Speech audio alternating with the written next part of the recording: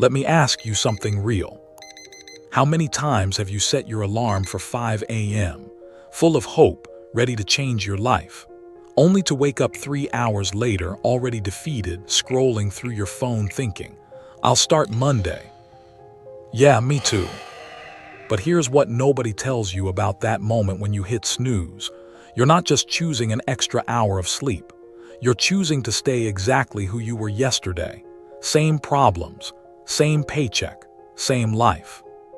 And look, I get it. You're tired. You work hard. You deserve rest. The world tells you that success takes time, that you need lucky breaks, the right connections, maybe a degree you don't have. But what if I told you that's all a lie? What if the only thing standing between you and the life you actually want is happening right now at 5:17 a.m. while you're still asleep? This is the true story of Marcus Williams, a 29-year-old night security guard who was 2 weeks away from losing everything. His mother was dying. He had $4 in his bank account. And every single morning, he walked home from work while the rest of the world woke up to chase their dreams.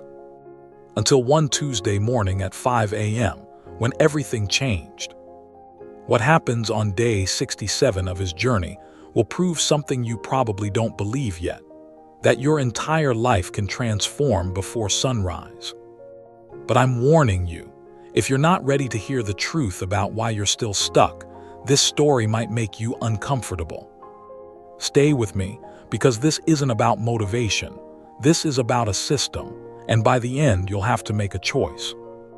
Riverside Valley used to be a manufacturing town, but by the time Marcus turned 29, most of the factories had closed. What was left were warehouses, distribution centers, and people working jobs that went nowhere. Marcus Williams clocked in every night at 9:45 p.m. at Patterson Auto Parts Distribution Center, security guard, loading dock assistant when they were short-staffed, whatever they needed. 10 p.m. to 6:30 a.m., 6 nights a week. $1,847 a month before taxes. He lived in a studio apartment above Chen's Laundromat on Edison Street. Rent was $650. The rest went to instant ramen, his phone bill, and sending whatever he could to his mom 3 hours away in Lakeside. His apartment had one window. It faced a brick wall. He had a mattress on the floor. No bed frame, couldn't afford it. 3 t-shirts, 2 pairs of jeans. 1 pair of work boots held together with duct tape because new ones cost $80 he didn't have. The microwave sparked when he used it. He'd stopped using it. But here's the thing that ate at Marcus the most. It wasn't the poverty. Poor people can be happy. It was the feeling that he was living his life backwards. Every morning at 6:45 a.m. he walked home. And as he walked through the neighborhoods, he'd see people's lives through their kitchen windows, families eating breakfast together. Fathers in button-down shirts carrying briefcases to their cars, mothers packing lunches for kids, everyone moving forward into their day. And Marcus was walking the other direction, going home to sleep, while everyone else woke up. He'd pass the coffee shop on Grant Avenue, see people inside, laptops open, having meetings, making plans, living. He'd pass the YMCA, see the early morning runners, people who had enough energy left over after their real lives to exercise. And every single morning, the same thought haunted him. Will this be my life forever? Walking home to bed while the world wakes up. Now, before you think Marcus was lazy, he wasn't. He tried to escape. 2 years ago, he applied to 47 different jobs over 6 months, better positions. Warehouse manager, logistics coordinator, office assistant. Every single rejection email said the same thing. Requires associate's degree or equivalent experience. He had neither, so he tried night school. Enrolled in online community college classes. Cost him $800 he borrowed from his sister. But after working 8 hours through the night, walking miles around that warehouse, staying alert, his legs aching, he'd come home, open his laptop, and his brain just couldn't. He'd read the same paragraph 5 times and absorb nothing. He failed 2 courses, wasted that $800, dropped out. Then he tried the side hustle everyone talks about. Reselling stuff on Facebook Marketplace. Drove for a rideshare app on his one night off. made $63 in a month. After gas, made $31, gave up. See, Marcus wasn't afraid of hard work. That wasn't the problem. The problem was that he was working hard in a life that was going nowhere. He was walking in circles, exhausting himself in the same spot. And the worst part, his sleep schedule had him living in a different reality than everyone else. He'd sleep from 7 a.m. to 4 p.m., wake up disoriented. The sun was already setting. He'd missed the entire day, eat instant noodles for breakfast at 5 p.m., stare at his phone for 2 hours, watching other people's lives on social media. Everyone else succeeding, traveling, getting engaged, buying houses. Then get ready for work at 9 p.m., walk to the warehouse, do it all again. 7 days became 7 months, became 3 years. Every Sunday at 2 p.m. his phone would ring. His mother, Alina, calling from Lakeside. She lived alone in the house where Marcus grew up. His father had died 6 years ago. Heart attack at 54. Worked in a factory his whole life. Never made it out either. His mom had diabetes. Arthritis in her hands. Medical bills she couldn't pay. Last Sunday's call went like this. "Marcus, baby, how's work?" "It's good, mama, same as always." "You eating enough? You sound tired." "I'm fine, how's your sugar?" Silence on her end.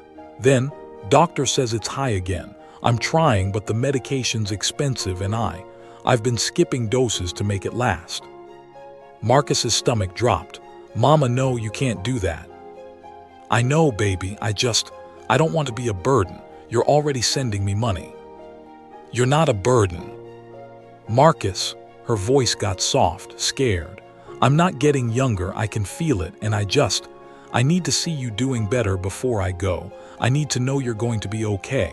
Your father struggled his whole life. I struggled mine. I don't want that for you." "Mama, don't talk like that.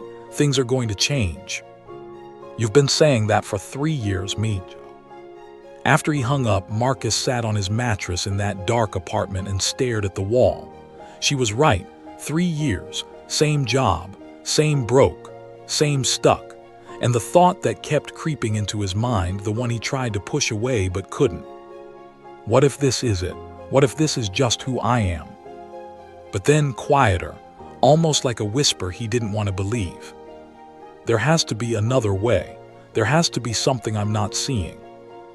November 18th, Monday morning, 5:52 a.m. Marcus was finishing his shift, doing his final walk around the warehouse perimeter when his phone buzzed. His sister, Carmen, she never called this early. "Marcus, you need to come home right now. Mama collapsed. We're at Lakeside Medical Center, just come now." His hands went numb. He told his supervisor, ran to the bus station, caught the 7:30 a.m. regional bus. 3-hour ride. He sat in the back, leg bouncing, hands shaking, staring out the window as the city faded into highway, then farmland, then the small town where he grew up. Arrived at 10:47 a.m. Lakeside Medical Center, room 214. His mother looked so small in that hospital bed, oxygen tube in her nose, her face gray. She'd aged 20 years since he saw her last month. The doctor pulled him into the hallway. "Your mother went into diabetic shock. She's been rationing her insulin to save money. She needs better medication management, consistent treatment, and honestly, less stress. We're talking about $340 a month for proper care." Marcus did the math in his head automatically. He was already sending her $200 a month. After his rent and food, he had maybe $180 left. He was $140 short every month of keeping her alive. He sat beside her bed. She woke up around 3 p.m., saw him, tried to smile. "Hey, baby, you didn't have to come all this way." "Of course I did, Mama." She grabbed his hand. Her grip was so weak.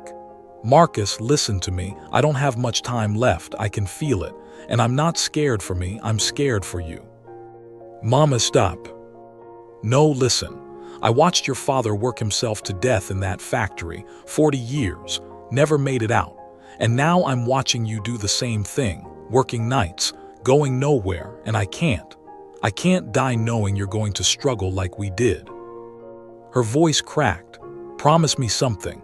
Promise me you'll find a way to change. I don't care how. I don't care what it takes. Just don't waste your life like we wasted ours. Promise me." Marcus nodded, couldn't speak, tears running down his face. "I promise, Mama." She fell back asleep, holding his hand. Marcus sat there until midnight. Carmen took over. He stepped outside the hospital. It was 4:58 a.m., almost sunrise. The parking lot was empty except for a few nurses changing shifts. The air was sharp and cold, the sky that deep blue before dawn. Marcus stood there and something inside him just broke open, not with sadness, with rage at himself, at his helplessness, at 3 years of doing nothing. A street sweeper drove by slowly. Across the street, a bakery had its lights on, 2 workers inside preparing bread for the morning. Further down, 2 men in construction gear walked past carrying coffees, heading to an early job site. And it hit Marcus. There's a whole world that exists at 5 a.m. People building things, starting businesses, getting ahead, and he'd been sleeping through it for 3 years. He spoke out loud to nobody, to himself, to God, to whoever. "No more, I'm done. I don't care if I'm tired, I don't care if it's hard. I won't live backwards anymore. Something changes today." But he didn't know what. He just knew he was done accepting this life. The next morning, Tuesday, Marcus took the 6:15 a.m. bus back to Riverside Valley. He hadn't slept in 30 hours. His eyes burned, his body ached. The bus was nearly empty. Across the aisle sat an older man, maybe mid-60s, clean gray suit, reading a hardcover book, sipping coffee from a thermos. He looked peaceful, put together, successful. Marcus recognized him, Mr. Rajesh Patel. Owned 3 cell phone stores in Riverside Valley and the big electronics shop on Edison Street near Marcus's apartment. But why would a successful business owner be on a 6 a.m. regional bus? Marcus gathered his courage. "Excuse me, sir. Aren't you Mr. Patel, from Patel Electronics?" The man looked up and smiled warmly. "Yes, I am, and you are." "Marcus, I live near your shop. I walk past it every morning around 7. "Ah, yes, the young man walking home when I'm opening. I've seen you many times." Marcus was confused. "You open at 7 a.m. "I arrive at 6:30, open at 8. But that 90 minutes before opening, that's my most important work time." "But why are you on this bus? Don't you own cars?" Mr. Patel laughed. "I own 3 cars, but twice a week I take this early bus to meet suppliers in Lakeside. This quiet time, perfect for reading, thinking, planning, no interruptions, just me and my thoughts." He studied Marcus's exhausted face. "You work nights?" "Yeah, security guard at Patterson Auto Parts, 10 p.m. to 6:30 a.m. "And when do you sleep?" "Usually 7 a.m. until 4 in the afternoon." Mr. Patel nodded slowly, like he understood something Marcus didn't. "So you're awake when the world sleeps, and asleep when the world works. No wonder you look trapped." Marcus felt defensive. "I don't have a choice, I have to sleep sometime."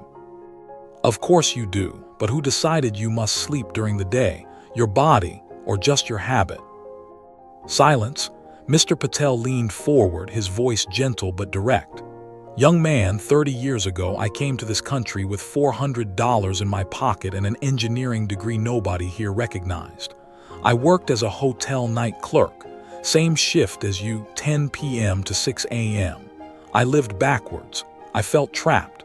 I was stuck for 2 years. What changed? I met someone who told me a secret, changed my entire life." "What secret?"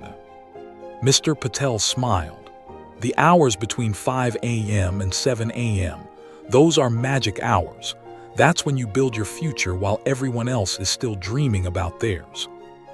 When they arrived in Riverside Valley at 9:30 a.m., Mr. Patel invited Marcus for coffee. Marcus, who'd been awake for 31 hours straight, said yes. They sat in a corner booth at Denny's. Mr. Patel ordered 2 coffees and took out a small notebook.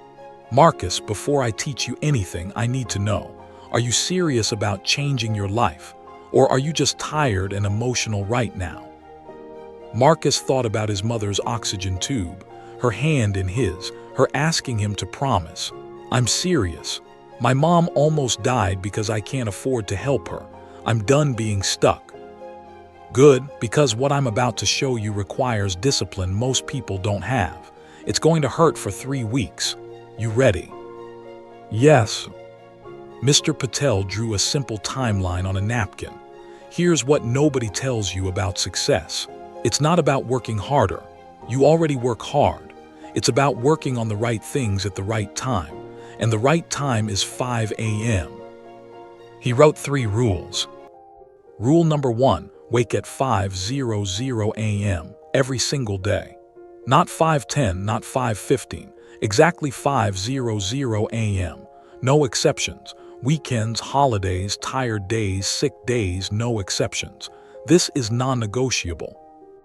Rule number 2, sleep by 9:30 p.m. Protect your rest. You can't cheat your body. You need 7.5 hours minimum. No scrolling after 9, no Netflix, no just one more episode. You control when you rest, not if. Rule number 3, the first 21 days are hell. Push through. Your body will hate you. Your mind will create excuses. You'll want to quit on day 4, on day 9, on day 16. After 21 days, it becomes possible. After 90 days, it becomes who you are. Then he drew 2 boxes labeled 5:06 a.m. and 6:07 a.m. These 2 hours are sacred. This is when you build a different life. Here's exactly what you do. Hour 1, 5 a.m. to 6 a.m. Build a skill. Not entertainment, not scrolling Instagram, not researching, active learning. Pick one skill that will change your economic situation and learn it. Like what? Excel data analysis, bookkeeping, digital marketing, graphic design, copywriting, video editing, coding basics. Doesn't matter what, just pick something businesses will pay you for. YouTube has everything for free. LinkedIn Learning, Coursera, Khan Academy, you have no excuse. Pick one skill, commit to 90 days minimum, 1 hour every morning. Hour 2, 6 a.m. to 7 a.m. Build your body and mind. First 30 minutes, move your body, walk, run, bodyweight exercises, doesn't matter. Your body is your vehicle. If it breaks down, you're done. Second 30 minutes, feed your mind. Read something educational, not fiction, not news, business books, industry articles. Apply what you learned in hour 1. Mr. Patel pulled out a calculator and wrote on another napkin. 2 hours per day x 7 days equals 14 hours per week. 14 hours x 4 weeks equals 56 hours per month. 56 hours x 12 months equals 672 hours per year. 672 hours equals 84 full work days. Marcus, look at this. By waking up at 5 a.m., you get almost 3 extra months every year. 3 months everyone else wastes sleeping. In 1 year, you can learn what takes other people 3 years to learn. That's the secret. That's how people get ahead. Marcus stared at the numbers. 3 months, just sitting there, waiting for him to take them. Mr. Patel slid his business card across the table. Here's my offer. 90 days, 3 months. You wake at 5 a.m. every single day. You use hour 1 to build a skill, hour 2 to build yourself. After 90 days, you come back to me. You show me what you've built, certificates, projects, whatever you learned. If you actually did the work, I'll help you get a better job. I have connections. I'll make calls. I'll open doors. But if you quit after 2 weeks, if you give up after a month, don't bother calling me. I only help people who show up when it's hard. Marcus picked up the card. His hand was shaking slightly. I won't quit, I promise. Mr. Patel looked at him with kind but skeptical eyes. Everyone says that, Marcus. Everyone. We'll see on day 91. Wednesday, November 20th, 4:59 a.m. The alarm exploded. Marcus's hand shot out, slapped it silent. His body was screaming at him. He hadn't slept enough. He was exhausted from the hospital trip, from working, from everything. His brain immediately started. Just 1 more hour. You're too tired. Start tomorrow. But then he saw his mother's face in the hospital bed, heard Mr. Patel's voice. Everyone says that. And he remembered his own words in the parking lot, no more. He threw the blanket off and stood up. His apartment was freezing, still dark outside, the building silent. He made instant coffee, sat at his wobbly table, opened his phone, searched free Excel tutorials for beginners. He'd chosen Excel and data analysis as his skill. Every business needed it. It was practical. It paid well. At 5:08 a.m., while all of Riverside Valley slept, Marcus started lesson 1. What is a spreadsheet? His eyes burned. His brain felt foggy, but he didn't stop. At 6:00 a.m., he put on his boots and walked outside. The streets were empty, dark, cold. He walked for 30 minutes around his neighborhood. His legs ached from work, but he walked anyway. Came back, opened an article, 10 Excel skills every professional needs. Read for 25 minutes. At 7:05 a.m. he went to bed. Day 1 complete. Days 2-7 hell week. Day 2 woke at 5:00 a.m. Body hated him. Continued Excel tutorials, learned about cells and formulas. Morning walk felt like death, but did it. Day 3 almost quit, hit snooze twice. Woke at 5:17 a.m., felt like a failure for breaking the 5:00 a.m. rule, but got up anyway. Day 4 woke at 4:58 a.m., 2 minutes before the alarm, small victory. During his walk saw another person jogging, didn't feel completely alone. Day 5 night shift was brutal, almost fell asleep at work. At 5 a.m. could barely keep his eyes open during the tutorial, walked anyway, didn't skip. Day 6 felt slightly less like torture, Excel starting to click. Completed first module, built his first actual spreadsheet, a budget tracker for himself. Day 7 full week done, exhausted but proud. Texted Mr. Patel, week 1 complete, didn't miss a day. Mr. Patel's response came 2 hours later, good, 83 days to go. Day 19, the shift. Monday, December 9th. 4:56 a.m., something weird happened. Marcus woke up 4 minutes before his alarm went off. His body had adjusted, and for the first time since starting, he didn't feel resentment toward the alarm. He felt ready. He made his coffee, sat down, opened his laptop. Excel didn't overwhelm him anymore. It felt like a tool he was learning to control. During his morning walk, he actually noticed the sunrise. It was beautiful, orange and pink.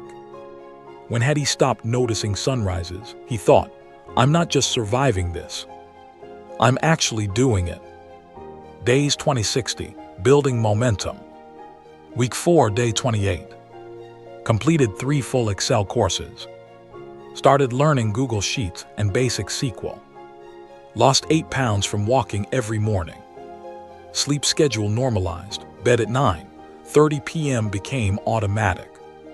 Week 6, day 42. His coworker Ray noticed, Yo Marcus, you look different, man. You've been hitting the gym. Marcus smiled, something like that. Ray, nah, seriously, what changed? You got a girlfriend. Marcus, just trying to build a better life. Week 8, day 56. Earned his first certificate, Excel for Business Fundamentals. Started reading a book during his second hour, The Lean Startup. Began analyzing the warehouse's inventory system for practice. Created a mock dashboard just to test his skills. Week 9, day 60. Built a complete Excel inventory tracker with charts and automatic calculations. Showed it casually to his supervisor. Hey Ray, made this for fun. Thought it might be useful for tracking shipments. Ray stared at it for a solid minute. Bro, where did you learn this? I've been teaching myself. Wake up early, watch tutorials. At 5 a.m., you wake up at 5 a.m. Every day. Ray shook his head. You're crazy, man, but this is actually really good. Day 67, the unexpected change. Wednesday, January 22nd, 3:47 p.m. Marcus woke up from his pre-shift nap to 3 missed calls from Ray and a text. Boss wants to see you tonight before shift. 9 p.m., his office. Not in trouble, just come. Marcus's stomach flipped. At 9:00 p.m., he walked into Operations Manager Vernon's office. Mr. Vernon sat behind his desk. Ray stood to the side, arms crossed but smiling. "Marcus, sit down. Ray showed me that inventory dashboard you made. That's good work. Really good. Where'd you learn that?" "YouTube, sir. Online courses. I've been teaching myself Excel and data analysis for a couple months now." "Why?" "Ray says you work security." "Because I want a better life. And I figured if I can't afford college, I'd better teach myself something useful." Vernon and Ray exchanged a look. Vernon leaned back in his chair. "We're opening a new position, logistics coordinator, day shift 8 a.m. to 5 p.m. It's tracking shipments, managing inventory data, coordinating with suppliers. We need someone who knows Excel, can learn our software, and actually gives a damn. Pays $3,200 a month." Marcus's heart stopped. "Ray says you haven't missed a shift in 3 years. You show up, you work, and clearly you've got initiative. Not many people teach themselves skills on their own time." Vernon slid a paper across the desk. "Job's yours if you want it. You start February 1st, 2 weeks." Marcus sat there speechless. 3 months ago, night security guard, $1,847 a month, no future. Now office job, day shift, $3,200 a month, actual career path. His voice cracked. "When do I start?" "February 1st, and Marcus, keep learning. People who teach themselves, they go places." That night, Marcus walked out of the warehouse at 6:30 a.m. for the last time as a security guard. He pulled out his phone and called Mr. Patel. It rang 4 times. "Marcus, it's 7 a.m. You okay?" "Mr. Patel, I'm on day 67 and I just got promoted. Office job, double my salary, because of what I learned at 5 a.m. Silence on the other end. Then, "Marcus, I knew you would do it. From that bus ride, I could see it in your eyes. You were ready. Thank you for everything." "Don't thank me yet. Here's what you do next. Don't stop waking at 5. This isn't a strategy anymore. This is who you are now. Understand?" "I understand." "Good. Call me on day 90. Show me everything you built." Day 90, the proof. Saturday, February 15th, 10:00 a.m. Marcus walked into Patel Electronics carrying a folder. Mr. Patel was behind the counter helping a customer. When he saw Marcus, his face lit up. "Give me 2 minutes." When the customer left, Mr. Patel came around the counter. 90 days, you made it. Never missed a single 5 a.m. wake-up, not one." Marcus opened the folder. 5 online certificates: Excel, Google Sheets, SQL Basics, data analysis, inventory management. His portfolio of practice projects. Screenshots of his 90-day learning journal. A copy of his promotion letter. Mr. Patel went through everything slowly, nodding, smiling. When he finished, he looked up with tears in his eyes. "Marcus, do you know how rare this is? I've told this story to maybe 30 people over the years. You're the second person who actually did it." "Second. The first was me 30 years ago, when someone told me the same thing." He put his hand on Marcus's shoulder. "You've proven something most people will never understand, that you can change your entire life before the sun comes up. That success isn't about luck or talent. It's about showing up when it's hard. Now listen carefully. Don't stop. This isn't temporary. This is your life now. The 5 a.m. hours, that's when you build the future, always." Marcus nodded. "I know. I'm never giving that up." Mr. Patel smiled. "Then you'll go very, very far." November 18th, 1 year after his mother's collapse. Marcus pulled up to the small house in Lakeside in a used Honda Civic he'd bought 3 months earlier. His mother opened the door, healthy, smiling, color back in her face. She hugged him tight. "You look so good, baby." Here's where Marcus was now. Job promoted again, now junior operations manager. Salary, $4,100 per month. Apartment, moved to a one-bedroom with actual furniture. Savings, $3,400 in emergency fund, first time in his life. His mother, sending her $650 a month for medication and living expenses. Her diabetes was under control. But the most important thing, every morning at 5:00 a.m. he still woke up. Hour 1, now learning Python and advanced data analytics. Hour 2, joined a gym, reading business books, planning his next move. His coworkers would ask, "Marcus, why do you still wake up so early? You already made it, man." And he'd say, "Because success isn't a destination, it's a daily practice, and mine starts at 5 a.m. Listen, Marcus's story proves something that most people will never believe. Your life can change, not someday, not when you catch a break, not when things get easier, right now. Starting tomorrow morning at 5:00 a.m. Here's what nobody tells you about success. The difference between where you are and where you want to be isn't your talent, your connections, your education, or even how hard you work. It's how you use the time when everyone else is sleeping. Between 5:00 a.m. and 7:00 a.m. the world is silent. No emails, no phone calls, no meetings, no distractions. Your willpower is at its highest. Your mind is fresh. The world hasn't drained you yet. This is when you do the work that actually changes your trajectory. Successful people know this. That's why Tim Cook wakes at 3:45 a.m. Why Dwayne Johnson trains at 4 a.m. Why Jeff Bezos protects his mornings. Not because they're superhuman, because they understand something simple. Win the morning, win the day. Win the day enough times, you win your life. So here's your challenge, the same one Mr. Patel gave Marcus. Step 1, tonight set your alarm for exactly 5:00 a.m. Not 5:50, not 5:30, exactly 5:00 a.m. Put your phone across the room so you have to stand up to turn it off. No negotiation. Step 2, decide what you're building. Pick one skill that will change your economic situation. Not 3 skills. 1. What does your industry value? What would make you more money? Excel, marketing, design, writing, coding. Pick one, commit to it for 90 days, 1 hour every morning. Step 3, protect your sleep. You can't wake early if you sleep late. Sleep by 9:30 p.m., cut the Netflix, stop the scrolling. Your evenings are killing your mornings. Sleep isn't your enemy, wasted evenings are.